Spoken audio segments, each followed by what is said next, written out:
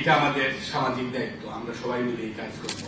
হয়তো আমরা বাস্তবতার নিরিখে অনেকে অনেক কাজ করতে পারি না, সুতরাং এটা আমাদের দায়িত্ব যে যেভাবেই পারি, যে দিক থেকেই পারি এতে অংশগ্রহণ করবো। আপনাদেরকে এ ব্যাপারে আবারও ধন্যবাদ জানাচ্ছি। বাংলাদেশের পরিসংখ্যান ব্যুরোর 2022 সালের জরিপ অনুযায়ী দেশের মোট জনসংখ্যা 2.8, যদিও এখন অনেক বেড়েছে, অনেকটাই বেড়েছে, সংখ্যার হিসেবে প্রায় 50 লাখের উপরে, যেটি পৃথিবীর অনেক ছোট দেশের সংখ্যার চেয়েও বেশি। এই প্রতিবন্ধীরা আমাদের সমাজের অবিচ্ছেদ্য অংশ হওয়া সত্ত্বেও শারীরিক অক্ষমতা এবং সামাজিক দৃষ্টিভঙ্গির কারণে চাকরি থেকে তারা অনেক পিছিয়ে আছে।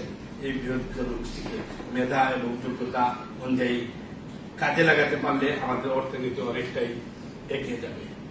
এই মেধা এবং যোগ্যতাকে কাজে লাগানোর জন্য কিছুক্ষণ আগে আমার পূর্ববর্তী বক্তা ফুলকলি ডিজিএম সাহেব বলে গেছেন, উনি অনেক চাকরির ব্যবস্থা করেছেন। ওনাকে আসলেও ধন্যবাদ জানাই এই ধরনের একটা সুযোগ করে দেওয়ার জন্য এবং প্রতিবন্ধী মানুষের পাশে দাঁড়ানোর জন্য ওনাকে আসলে আন্তরিক ধন্যবাদ জানাই আমার সিলেট চেম্বারের পক্ষ থেকে। এইভাবে যদি আমরা সমাজে সবাই দায়িত্ব নেই, সবাই যদি প্রতিবন্ধীদের সাথে এগিয়ে আসি, প্রতিবন্ধীদের আপন করে নিতে শিখি, তাহলে প্রতিবন্ধী বলতে আর কোনো জিনিস থাকবে না। সবচেয়ে বড় যে জিনিস, প্রতিবন্ধী বললে খারাপ লাগে, এই জিনিসটা ঠিক না।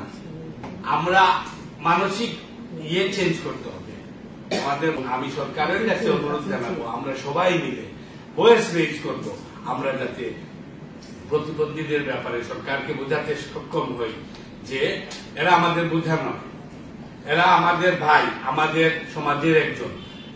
বিভিন্নভাবে সরকার বিভিন্নভাবে ক্যাটাগরিক্যালি কর্মসংস্থানের সুযোগ করে দিতে পারে। কেন জানি আমাদের আশেপাশে, আমাদের পরিবারে, আমাদের সমাজে, আমাদের বন্ধু বান্ধব মহলে আমাদের সাথে প্রতিবন্ধী ব্যক্তিরা থাকে। তাদেরকে আলাদা করে আমরা কখনো প্রতিবন্ধী ব্যক্তি বলে আলাদা করি না। তারা আমাদের জীবনের অংশ, তারা আমাদের জীবনযাপনের অংশ।